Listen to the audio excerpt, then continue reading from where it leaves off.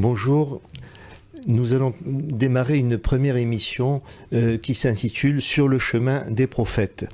Ce titre du chemin des prophètes nous a été suggéré par la présidente Elsa Charbit qui a trouvé ce mot de cheminement pour les prophètes parce qu'effectivement, je crois, le rabbin Yona Ashrof qui est à côté de moi et il nous dira exactement aussi tout à l'heure pour quelles raisons on peut parler vraiment de chemin quand on parle des prophètes, parce que effectivement il diffusait, il marchait beaucoup pour diffuser leurs paroles, et puis Dieu aussi les faisait marcher en quelque sorte pour les placer dans différents endroits pour leurs prophéties, mais le rabbin Ashrof nous en parlera tout à l'heure.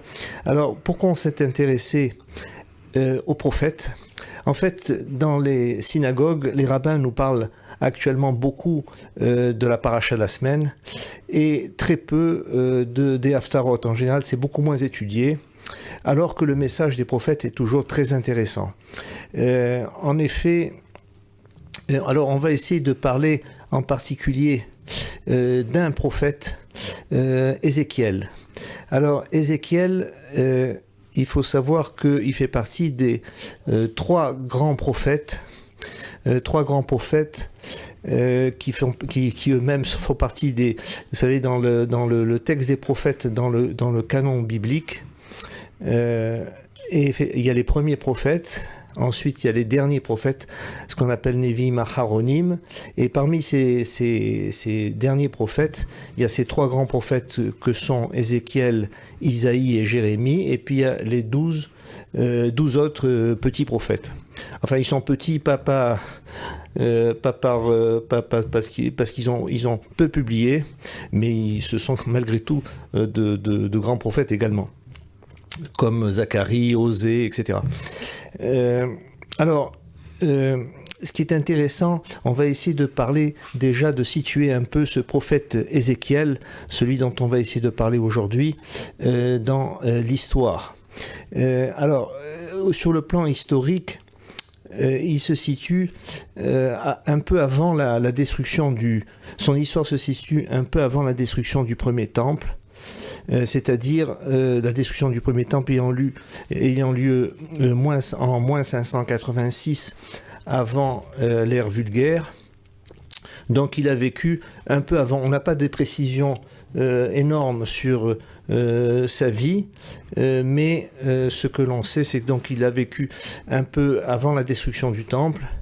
Et il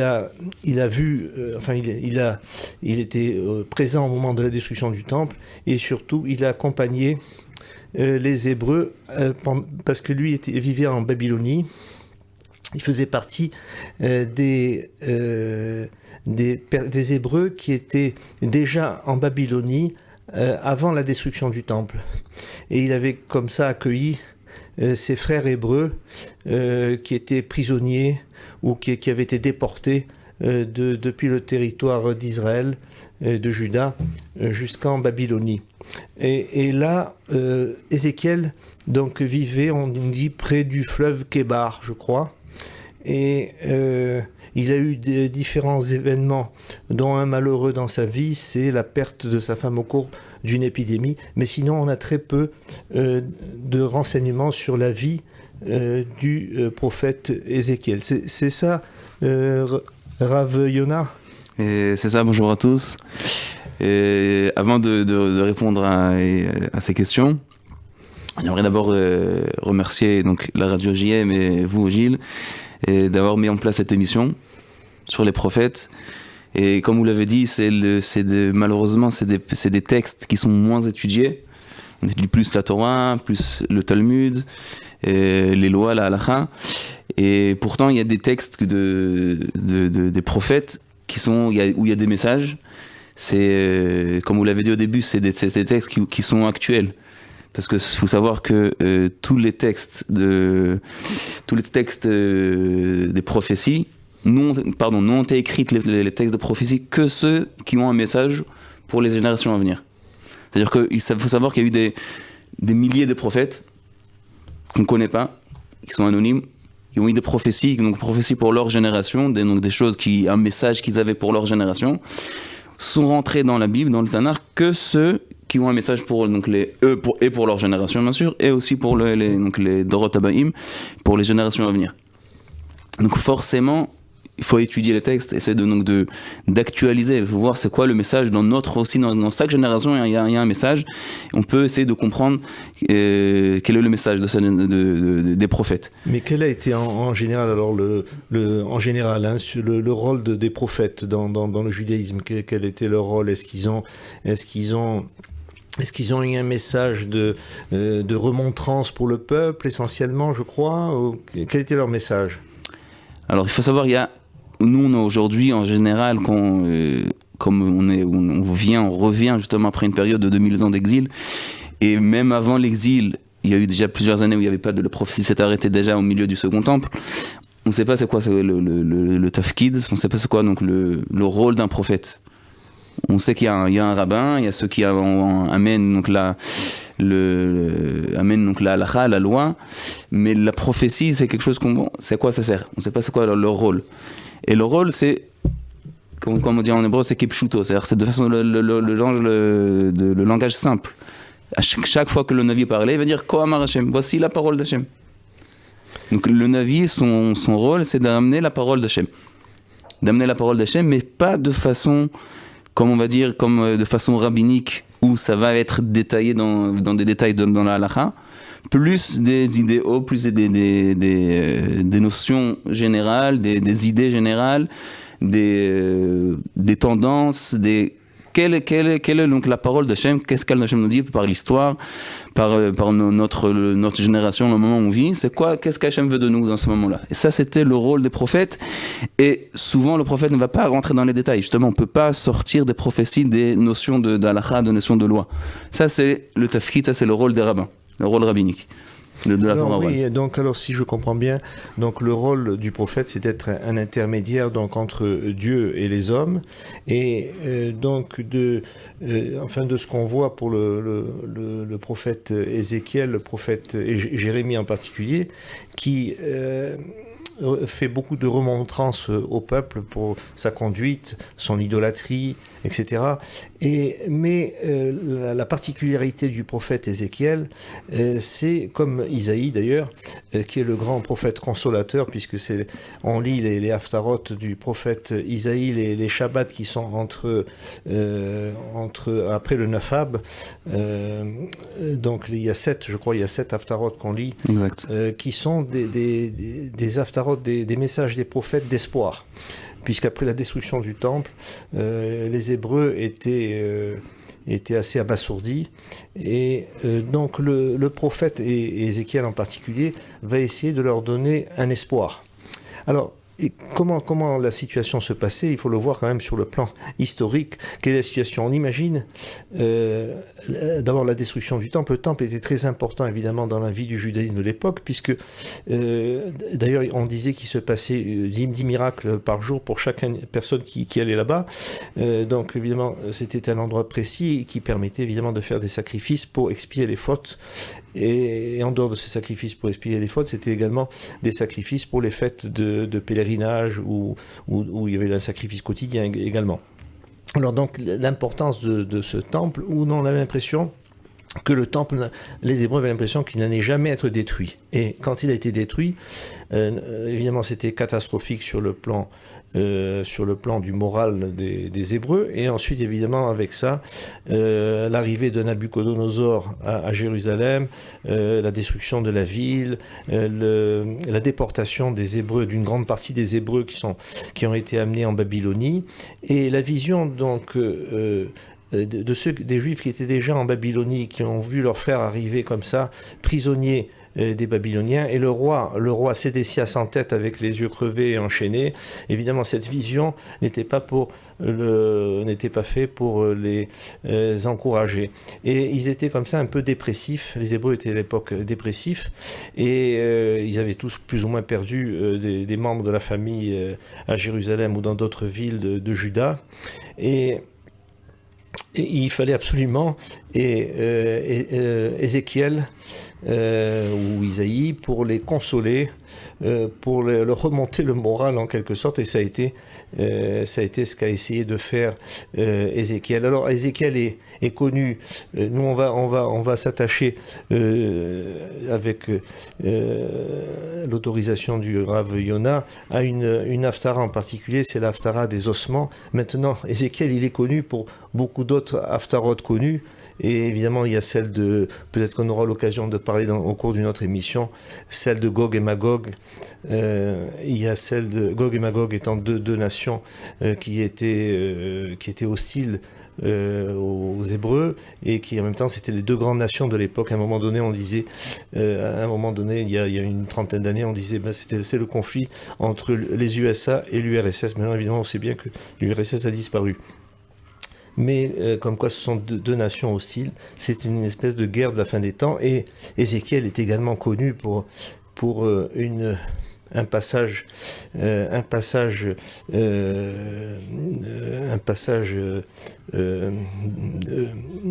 comment dirais-je, de la fin des temps, qui figurise apocalyptique, où on nous parle du troisième temple, la vision du troisième temple, et c'est également évidemment un message d'espoir, et il est connu également aussi pour le char céleste, la Merkava, ce fameux passage où c'est toujours dans l'optique de remonter en quelque sorte également le moral des Hébreux.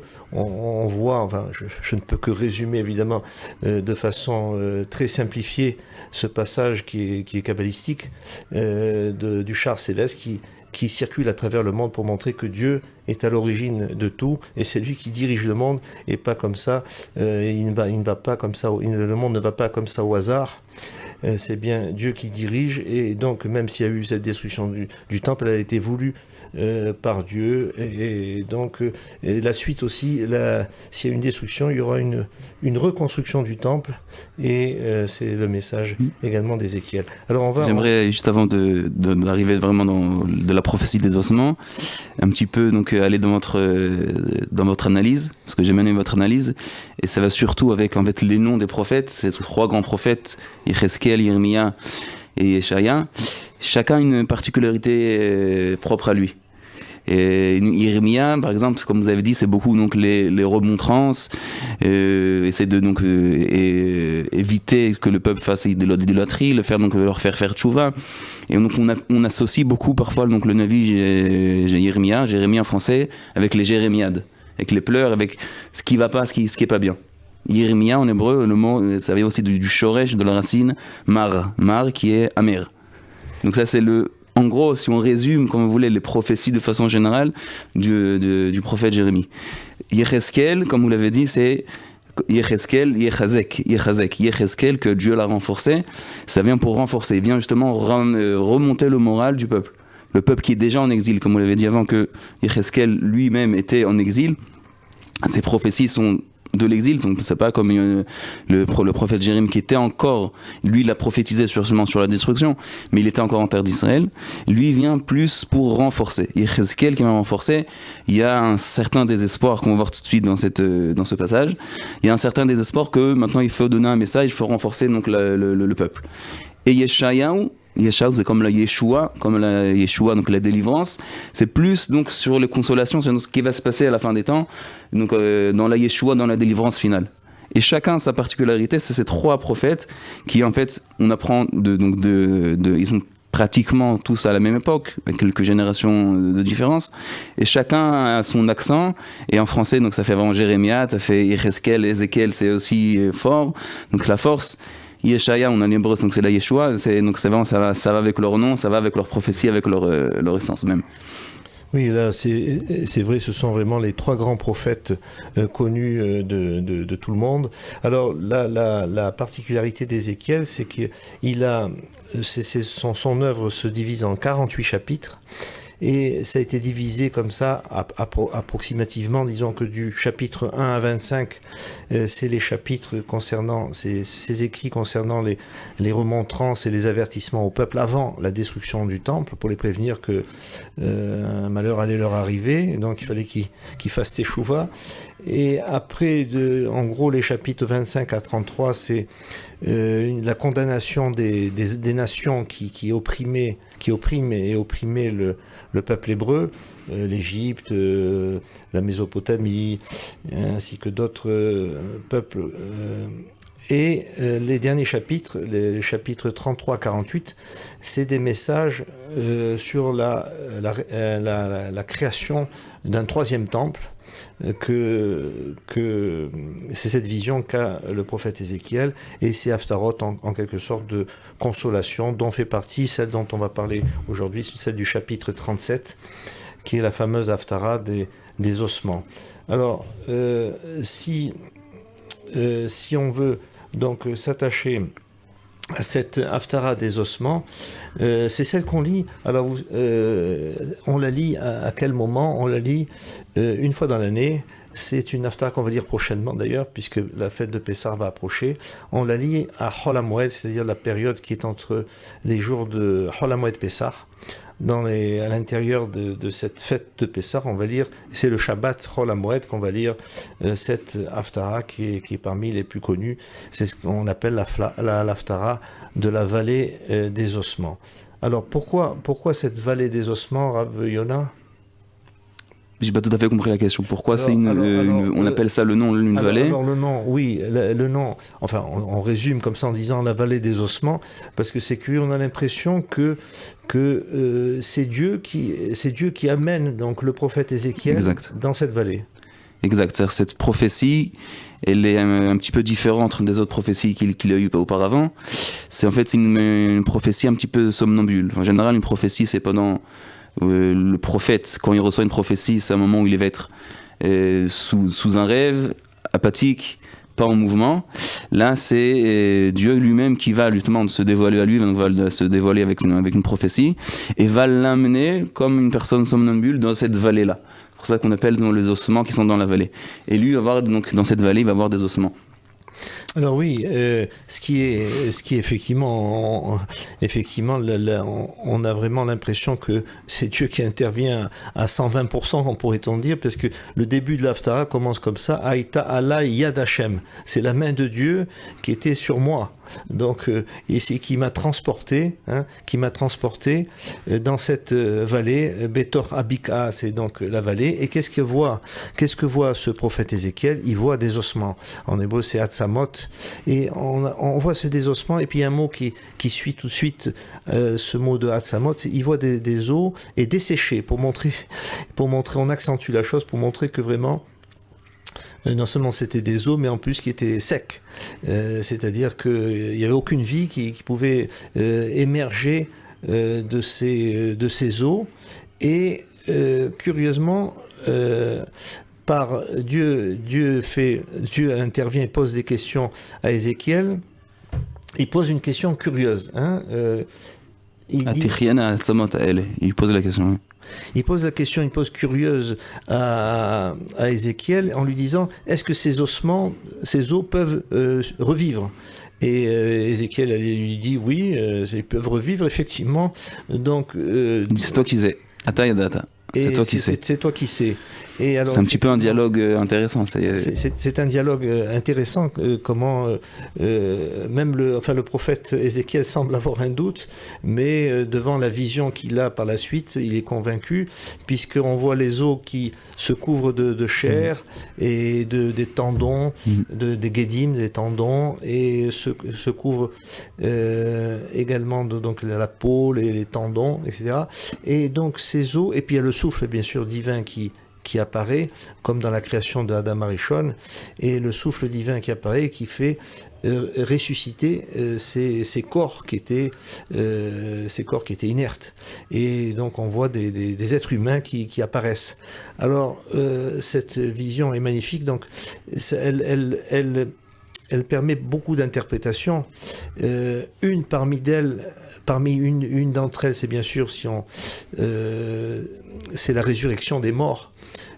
Qui est notamment évoqué bien sûr dans cette Haftara, qui fait partie d'ailleurs, la croyance dans la résurrection des morts fait partie des 13 articles de foi de Maïmonide, et est donc un fondement de la foi juive, la croyance, mais il y a beaucoup d'autres interprétations, et Rav Yonah, évidemment, en connaît sûrement beaucoup plus que moi.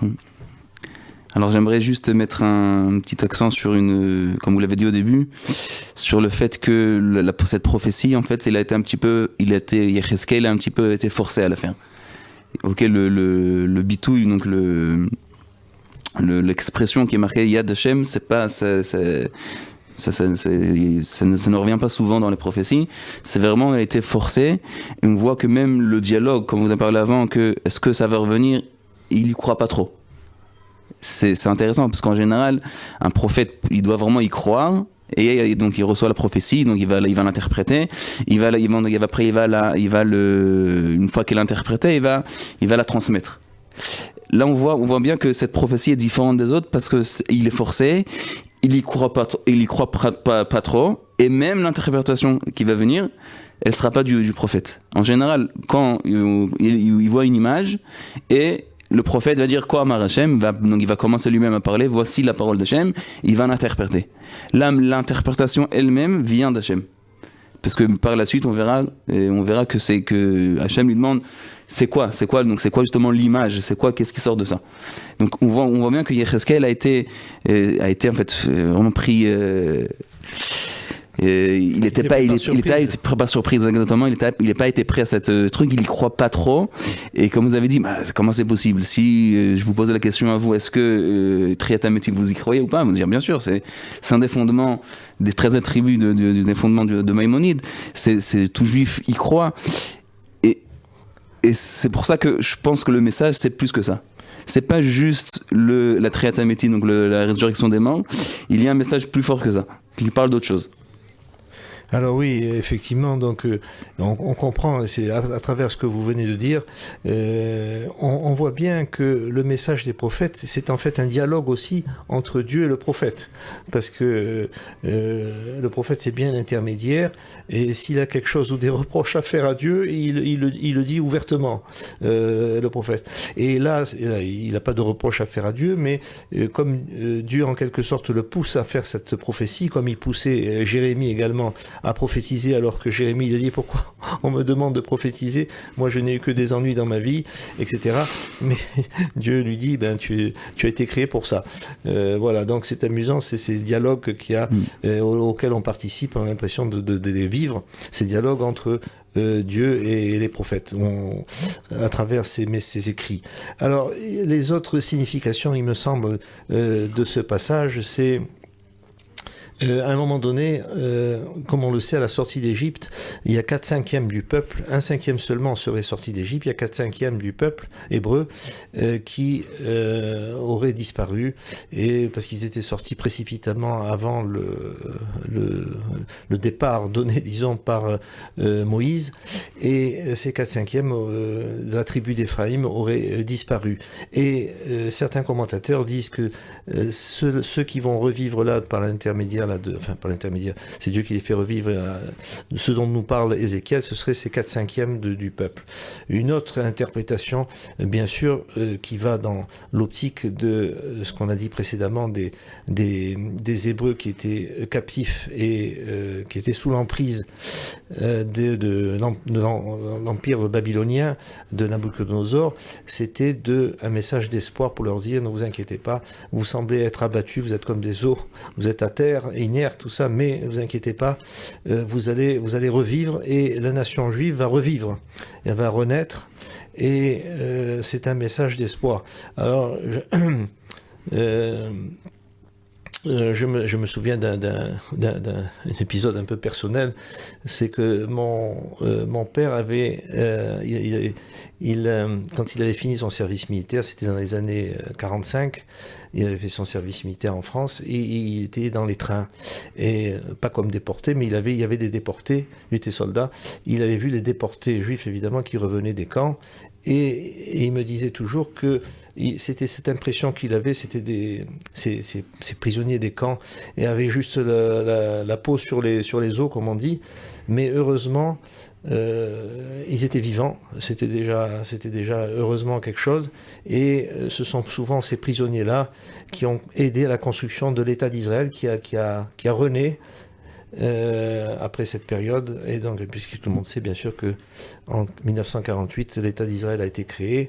Et donc, nous avons toujours dans ce message d'Ézéchiel un message d'espoir. C'est ça exactement. Et d'ailleurs, Rav Yonah, vous êtes un témoin et un constructeur d'ailleurs de l'État d'Israël, puisque vous habitez près de Jérusalem, hein, et vous construisez là-bas. Exact. Et j'aimerais juste revenir sur quelques paroles que vous avez dit auparavant. En fait, vous avez fait une relation avec le Talmud dans le traité de Sanhédrin, qui parle justement, et c'est ça sur ce que j'ai dit auparavant, c'est que il y a plus qu'un message de résurrection des morts. Ça, c'est quelque chose de simple. Et ça, Yecheskel lui-même y croit. Ce qu'il n'y croit pas, encore une chose, et c'est sur ça que la Gemara va justement essayer d'interpréter justement ce passage. Est-ce que c'est quelque chose qui s'est vraiment passé, ou c'est un machal, c'est une image, c'est une parabole? Il y a deux avis dans la Gemara, mais plusieurs avis, donc plusieurs rabbins amoraïm et tanaïm de cette époque qui ont un avis que voilà, non, ça s'est vraiment passé, et un avis qui est de Rabbi Yehuda qui nous dit que non, c'est un machal, c'est une parabole. Et on voit bien qu'en fait, quand on dit que c'est un machal, c'est-à-dire qu'il y a un autre message, qui est plus fort que juste la résurrection. Et comme je vous ai dit, par exemple, même le Navi, donc le prophète Yecheskel lui-même croyait à la Triat HaMetim. Seulement, même si on dit que ça s'est vraiment passé, que Yecheskel a fait revivre donc ces ossements, c'est des personnes, comme vous l'avez dit avant, c'est des personnes que, a priori, n'avaient pas le droit à la résurrection des morts. Parce qu'il faut savoir que, comme nous dit là dans le traité de Sanhédrin, il y a des personnes qui n'ont pas droit à Triat HaMetim. Comme par exemple une personne qui est koffer, qui lui-même dénigre, qui est contre, qui ne croit pas justement à la résurrection, donc lui-même n'aura pas part à ça. Ou une personne qui vraiment fait des graves fautes. Il y a certaines personnes, ou par exemple personnes qui mechachev et taket, comme vous avez dit les Bnei Ephraim, les enfants d'Ephraim, qui eux-mêmes sont partis en avance, pensaient partir plus tôt d'Égypte, tandis que n'est pas arrivé le moment. Donc a priori, ces personnes-là n'auront pas eu le droit justement à cette résurrection. Et c'est ça que Yecheskel au début n'y croit pas. N'y croit pas que c'est possible, que des personnes comme ça peuvent eux-mêmes avoir ces réactions. C'est pour ça que le texte emploie des atzamot, des ossements yeveshot, qui sont yevesh, qui n'ont plus rien, et comme un des invités de la Gemara qui nous dit qu'il n'y a même pas une lichlouchit, il n'y a même pas une lueur, parce qu'ils n'avaient aucune mitzvah ou rien du tout. Et pourtant, il y a eu une résurrection.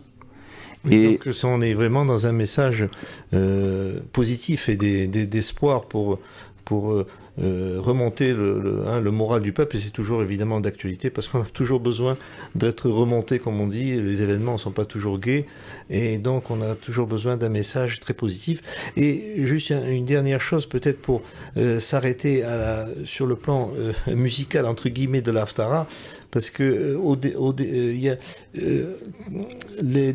quand on lit les mots en hébreu avec ces mots Hatzamot, on a l'impression qu'au début donc tout est bien figé, ça a l'air assez inerte, et après il y a un certain mouvement dans le texte qui fait que une certaine musique apparaît dans le texte qui fait que on a l'impression de suivre la reviviscence de ces os et de ce corps qui apparaît par ce mouvement qui apparaît dans le texte, bon, qu'il est difficile de reproduire à la radio, mais qui serait intéressant une fois à voir de plus près. Alors, je pense donc comme ça que on a appris, c'est par cet intermédiaire de ce prophète Ézéchiel, et je crois qu'on pourra dire ça en conclusion, qu'on a appris beaucoup de choses,